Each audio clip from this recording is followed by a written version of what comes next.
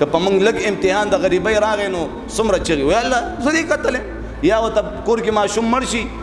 بس زنانه څومره خیال دی سربدشي کې وی الله بس موږ دې کتلې په موږ دا غریبي زما کور کې دې مړی وکړو ټولې دا ناشکرۍ الفاظ د کفر الفاظ زموږ په خوله باندې راځي او دا وی امتحان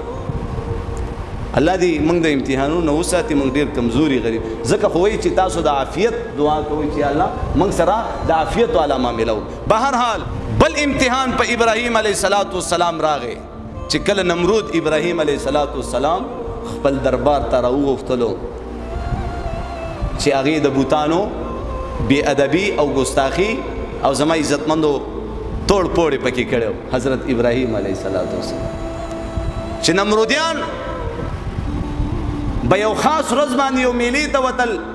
ابراهیم علیه السلام په دغه ورځ باندې ځان بیمار کو ته وایي زه بیمار یم زه نشم تللی بهرحال هغې لاړه د ځان ایثار کو او د دې نمرودیانو چې کومه بوتخانه وه هغې ته رادننه شو او ښه مزېدار تبر ورسره دی او زما محترمو د دې بوتانو د چای پوزه کټ کړو د چای غوږ کټ کو د چای لاس کټ کو د چای خپه کټ کو د چای سر کټ کو او هغه تبر یې راوړو چې کوم غټ بوت هغې لګولی دی د هغې دی سټ یې را ځوړند کو زما محترمو بهرحال چې هغې کله د میلې نه واپسي وشول او راغه او د دې خپلې بوتخانې هغه حساب کتاب او هغه منظر هغه تماشې وکتله چې دا چا کړي حضرت ابراهیم علیه السلام یې راوغوښت نمرود ورته وایي چې دا تا کړي دا زمونږ د معبودانو د حشر تا داسې جوړ کړی نو ابراهیم علیه السلام خو د الله پیغمبر و ډېر هوښیار و الله ورته ډېر فقاهت او بلاغت او ډېره پوهه ورکړې وه نو وایي څه چل شوی ستاسو په بوتانو دا نه وایي چې ما کړي دي یا ما نه دي کړي وایي ستاسو په بوتانو څه چل شوی وایي د چا پوزه کټ د چا غوږ کټ دی د چا سر کټ دی چا لاس د چا خپه وایي بیا وایي هغه تبر چې کوم دی د غټ بوت په غاړه کې را ځوړند دی نو ابراهیم علیه السلام ورته وایي بیا د دې غټ بوت نه تپوس وکړي که نه چې دا چا قتل کړي دی دا چا داسې کار کړی دی او ستا په دې سټ کې چې کوم دی دا تبر چا را ځوړند کړی دی د دې نه تپوس وکړي که نه فبهت الذي کفر هغې ته پته ولګېده چې دا ابراهیم علیه السلام داسې کړي نو ابراهیم علیه السلام ورته فرمایي چې دا تاسو ته دومره ګواهي نشي درکولی چې دا بوتان چا قتل کړي ستا دې معبودانو دا بې ادبي او ګستاخي دا بارانونه ورونکې هوا کې چرند پرند له رزق ورکوونکې سړو کې میږانو لا ها ځنګل کې ځناورو لا اوبو کې میانو لا جناتو لا انسانانو لا هغه قدردان الله چې اسرائیل پیدا کړي اسرافیل پیدا کړي جبرائیل پیدا کړي میکائیل پیدا کړي ها هغې طرف ته نه راځي د هغې نه غواړئ بهرحال هغې پوه شو چې همدقه دی همدې کړي ابراهیم علیه السلام نمرود حکم وکړو چې خشاک دې راجمع کړلی شي زما محترمو دې له عبرتناکه سزا ورکو زموږ معبودانو بې ادبي کړې ده ګستاخي کړې ده بهرحال یو میاشت پورې زما عزتمندو دې خلکو دا خشاک راجمع کړه او دومره خشاک چې کومې زنانه کم نظر به ومنلو چېرې زما دا فلانکې کار وشو زه به دومره لرګي د ابراهیم علیه السلام د سوځولو دپاره هلته په خشاکو کې جمع کوم واورې ښه بوتانو نه به غوښته ما ته بچی میلاو شي زما دا فلانکې کار دی زما دا بیمار دی دې ته صحت میلاو شي زه به دومره خشاک اما د زړه نه ویستلي لکه نن سبا خلک هم نظر مني که نه زما دا فلانکې کار وشي زه به دومره صدقه د الله د رضا دپاره نو هغې به داسې دومره خشاک بهرحال یو میاشته پورې خشاک راجمع شو زما محترمو هغې ته اور بل و ورځې هغه اور لمبه کېدو اور دومره خطرناک اور تیار کړلی شو چې هغې ته څوک نږدې نشي راتلی او زما عزتمندو غرغنډي د هغه اور د پاسه مرغۍ تېرېدی نشي د هغه اور د پاسه هوا چلېدی نشي دومره خطرناک اور د چا دپاره تیار کو د حضرت ابراهیم علیه السلام ابراهیم علیه السلام د غورځولو دپاره طاقتور زما عزتمندو خلک دې نمرود راجمع که هغه طاقتور خلک هم د دې غورځولو نه عاجزه شو وی موږ دې اور ته نږدې نشو ورتللی موږ به م وسوځئ بهرحال زما محترمو شیطان راغی او دې شیطان ورته د منجنیق مخکې چې کوم جنګونه به کېدل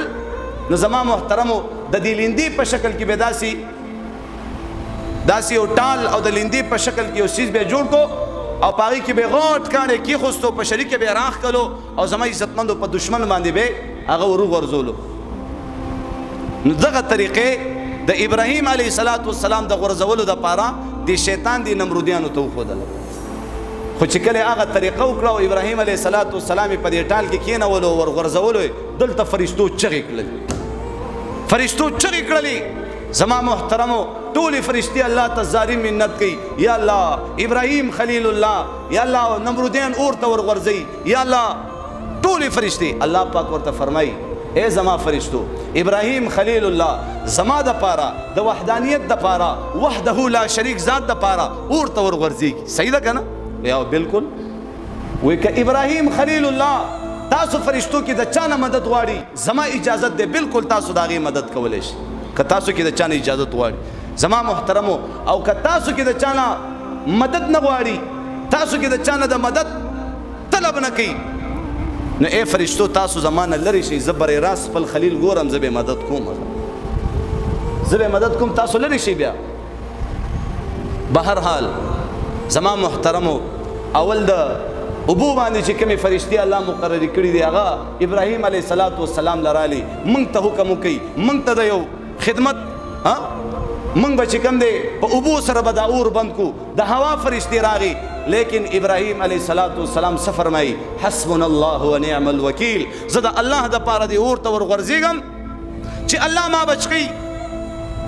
نو په هر صورت کې مې بچ کړي، او چې الله ما بربادوي ستاسو په موجودګۍ کې به زه برباد شم او زه به اوس وځم. هغه الله ما ویني، الله به برې راست زما هغه د اوبو فرشتې رخصت کړي، د هوا فرشتې رخصت کړي. جبرائیل علیه السلام راغی، جی ما ته څه خدمت وي؟ نه نه نه، الله زما د هر څه ګوري،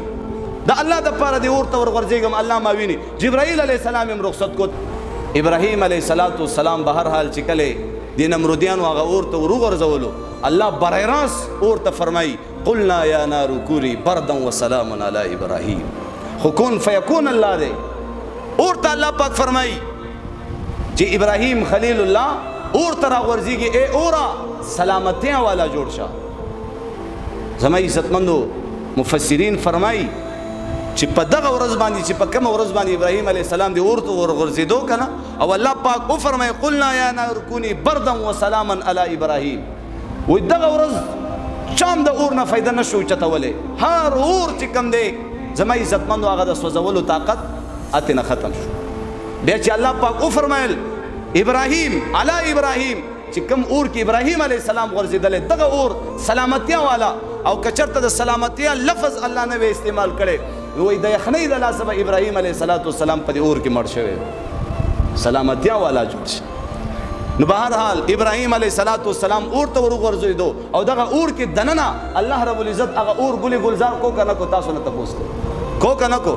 دغه اور الله پاک ابراهیم علیه السلام دپاره ګلې گلزار کو. او ابراهیم علیه السلام فرمایي چې دغه څلوېښت ورځې چې کوم ما په دې اور کې دننه تېرې کړې، کم خوند او مزه او کم د سکون ورځې وي اما په خپلې زندګۍ کې چېرته مو نه کتلې. دغه نمرودیان دغه خلک ګوري ابراهیم خلیل الله تا ته خو دا اور سم نه وایي که نه، او که موږ دې اور ته درودانګو موږ ته به هم څه نه وایي؟ وایي ها تاسو ته به هم څه نه وایي؟ ووایئ لا اله الا الله ابراهیم خلیل الله حسبنا الله ونعم الوکیل. راودانګئ دې اور ته، هر سړي به کلمه ویله لا اله الا الله ابراهیم خلیل الله حسبنا الله ونعم الوکیل، او زما عزتمندو اور ته به وردانګل او اور به ورته هېڅ هم نه ویل. په دې کې د دې نمرود لورم زما عزتمندو دا منظر ګوري چې زما پلار ابراهیم علیه السلام اور ته ورغورځولو او دغه اور په ابراهیم علیه السلام باندې هیڅ قسمه اثر نه کوي. ابراهیم علیه السلام پکې ګلې گلزار دی، تر او تازه د جنت د الله د طرف نه یو تخ راغی، د زما عزتمندو د ریخمو یو قمیص راغی، هغه قمیص ابراهیم علیه السلام واچولو، تخ راغی، د هغه تخ د پاسه زما عزتمندو یو قیمتي قالین بچاو شو، خور کړلی شو، د هغې د پاسه ابراهیم علیه السلام کېناستو او د جنت نعمتونه او د جنت خوراکونه راځي، او د الله د طرف نه الله یو ښایسته فرشته راولېږله چې ابراهیم علیه السلام په اور کې ځان لري، او انسان چې کله ځان لشي نو بیا خفه کېږي که نه، وایي دې سره په دې اور کې کښېنه او ګپ شپ ورسره لګوه چې مشغول دی. زما محترمو ابراهیم علیه السلام بیا د نمرود هغه لور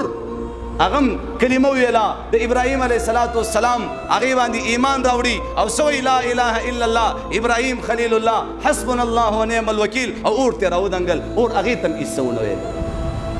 بیا به هر حال هغه سلوي ورځې چې تیرې شولې ابراهیم علیه السلام چې په کومه لار تېرېدو که نه نو دې خلکو به لکه یو ځای بل ځای خلک ناست دي پوله پټي باندې که نه وایي دا هغه هستي ده چې نمرود چې کوم دی دا سوځول غوښتل او اور دې ته هېڅ څه مونه ویل هغه کسانو به هم کلمه ویله مسلمان به شو ټولو به کلمه ویله